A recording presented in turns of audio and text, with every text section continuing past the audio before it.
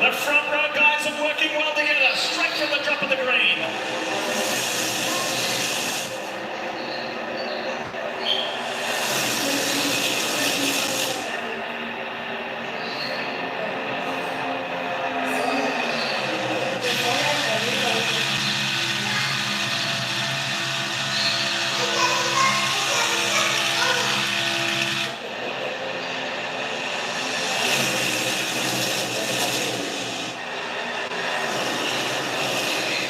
See toward the back of the pack. Drivers are trying to make that outside line work 3 wide. Brad Keselowski was one of those. He's up on that 3rd lane. You saw a good shot earlier of Joey Logano, and this is Daniel Suarez having to serve a drive-through, a pass-through penalty, unapproved changes to the car, specifically the roof, and this is going to hurt. It's going to hurt. The 99 won't go a lap down because of this, but now he'll be by himself on the racetrack. The pack, the draft, the air of all these cars much faster than the 99 by himself. Daniel Hemrick jumped up to lead that outside line. He saw the teammates, the Roush teammates, the 6 and the 17, Keselowski and Buescher. He wanted to be in front of those to lead it. Big push right here from Keselowski. BuildSubmarine.com camera giving us great shots. It was the best qualifying of the year for Daniel Hemrick. You see him up ahead. And now it's 4 wide. Keselowski found himself in the middle, and he's still there in the middle. 4 wide into 1. Yeah, that was an aggressive move. Denny Hamlin wanted to lead that pack, and he left that bottom open for Keselowski. Keselowski took it. I think Denny thought that 3 wide would be the max this early. Brad, different opinion, and now the 11 after a top 10 qualifying effort will fall to the back. You wonder if this will change the mindset. The guy behind the wheel, does he go into conserve mode, try to stay back there, or does he dig his heels in and try to fight back to the front? You know, that's a great point, Steve, because in Atlanta earlier in the year, a few weeks ago actually, a drafting-style racetrack like this, he decided to ride around in the back. And the wreck. And he talked about being aggressive this race. As soon as he got aggressive, it didn't work out. And now he's at the back. So how does he respond? You see that bright yellow car, Michael McDowell leading the pack. He's going to continue to change lanes, trying to pick up that help. You can see it from overhead, although he's very patient around the bottom. I expected him to kind of move up and pick up the top lane. There you go, the lane change. Pick up those RFK teammates, Brad Keselowski, Chris Buescher. The Fords working well together.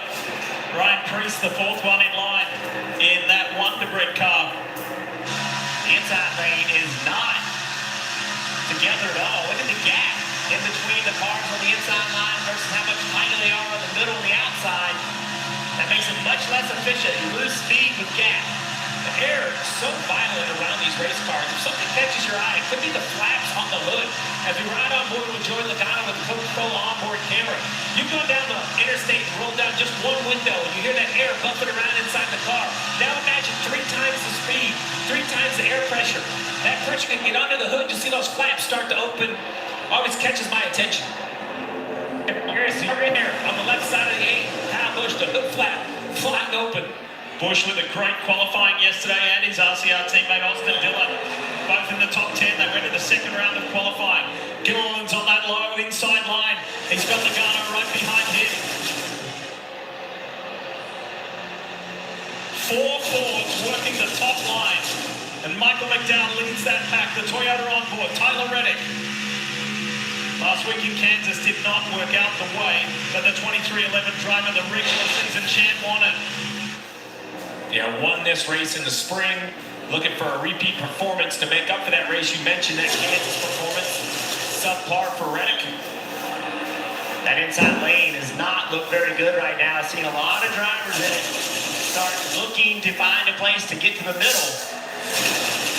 If there's nowhere to go, Steve, then it'll keep some energy on that inside lane, but if they start getting out of it, it'll absolutely destroy it. Steve, something that I know that, annoys you in a way is when people say it could be anybody. Anybody could win this race. And you say, well, what about the guys who are really skillful at it, who really work their craft at it? I asked Michael McDowell, the race leader, this morning, as a kid who grew up racing open wheel cars on road courses, how have you become so good at super speedways? He said, because when I first started doing it, I hated it.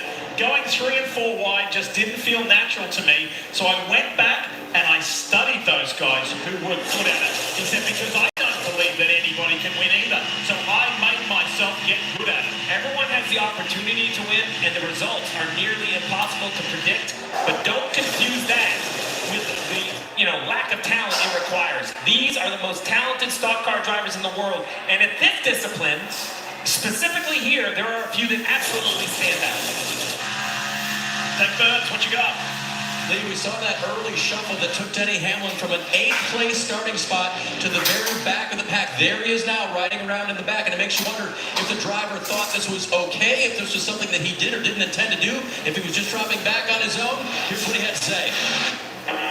Well, that So simply, that sucked. He didn't necessarily want that to happen, but now, Jeff, he's just got to deal with it and race from there. Well, the problem, Dave, is that dealing with it's very difficult because it's 3 wide. Where are you going? Where are you going to go? Right, so how are you going to gain this track position back? There's plenty of time in this race between pit strategies, between cautions, and all these types of things. Denny can get his track position back, but it's not like he's just going to drive up there and just get to the front. Where are you going to go? And that's where you get frustrated as a driver. You start pushing the issue, trying to make something happen, because the only way you can get going is to get your line moving forward. You've got to do your job to move your line, and that's just by good pushes. You want to make a job for the driver even more challenging than 3 wide at 190 plus miles an hour?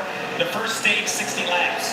These cars can run 40 to 45 laps on fuel. They'll all require a trip down pit road with the crew chiefs. Ask themselves, how can we help my driver with it? Come up with this problem of if we need less gas, we'll be on pit road less. So now I want you to be out here racing 190 plus. And oh, by the way, try to save some fuel along the way. Some are better than that than others. So many games being played throughout the pack. Just going back to the Denny Hamlin point, Jeff, to underscore that. He said, and Dave mentioned, he's going to make up the positions.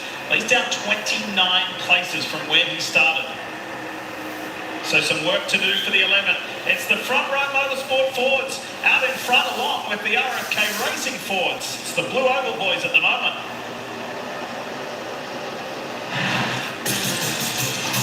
Dude, you're looking ice cold. You look ice cold, bro. Guys, somebody's coming. Somebody's coming. Let's do it. There comes a day When I'll be the one you dream. it's gonna. It's gonna be great. Dude, are you crying? There's nowhere to run, nowhere to hide. Applebee's wickedly delicious zombie has risen. Looking for a thirst to quench?